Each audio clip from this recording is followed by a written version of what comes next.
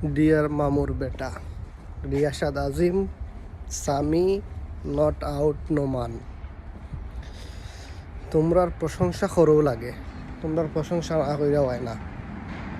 বাবাইন রে ইউটিউবটা খুললেও খালি তোমরার ভিডিও, যে বাংলাদেশের 7টা 8টা 10টা 11টা সবটে দল ফাইলিছে অ্যানালাইসিস্ট সামি গ্যারান্টি দেয়া হইলাই। আর রিয়াসাদ তোরে কিতা কইতাম, কিচ্ছু খোয়ার নাই, কিচ্ছু খোয়ার নাই তোর ব্যাপারে রে ভাই। তুই একখান জিনিস বুঝছস, তুই যে স্রোতের সাথে খেমদি চলস বুঝা বড় দায়। তুই আগের দিন একটা খোঁজ, 1 ঘন্টা আগে একটা খোঁজ, তোর ভিডিওর জ্বালা ইউটিউবের ঢুকুই যায় না। পাইছিনি বাংলাদেশের ওটাই দল, বাংলাদেশের ওটা দল পাইছিনি। তোমরা যে একটা অবস্থা খোল্লায়, তাসকিন মুস্তাফিজ 100% পাইব, তাসকিন নাহিদ সে পাইল দল। এখন দল না পাওয়ার পরে খেনে পাইল না, 182 নম্বরও 83 নম্বরও গেছে, কি একটার লাই পাইছে না।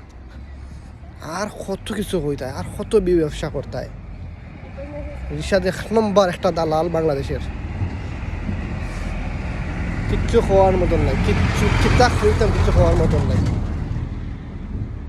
লিগের প্লেয়ার হলতে তারা নিলামও তুলছে, অথচ বাংলাদেশের প্লেয়ার হলতে নিলামও তুলছে না, 2টা প্লেয়ারের মাত্র তুলছে। এর চেয়ে সরম লজ্জার আর কিচ্ছু আসেনি, কিচ্ছু নাই আর।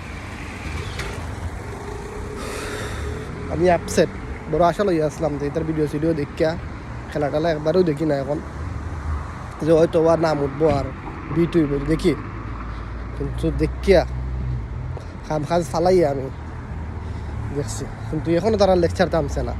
এই রিশাদের মুখটা বন্ধ করা যায় না। হারামজাদারে কিতা হইয়া গাইল যিনি যে মনে শান্তি লাগবো, তাও আমি বুঝলাম না। তারপরে আরও ভিডিও দিচ্ছে, খেনে পাইছে না, ও কারণে সব বিশ্লেষণ হে একলা করি না, বুঝছো।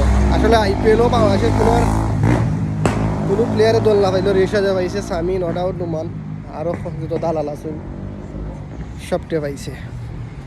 কিচ্ছু খোয়ার নাই, মাথা নষ্ট আলার পোহালা।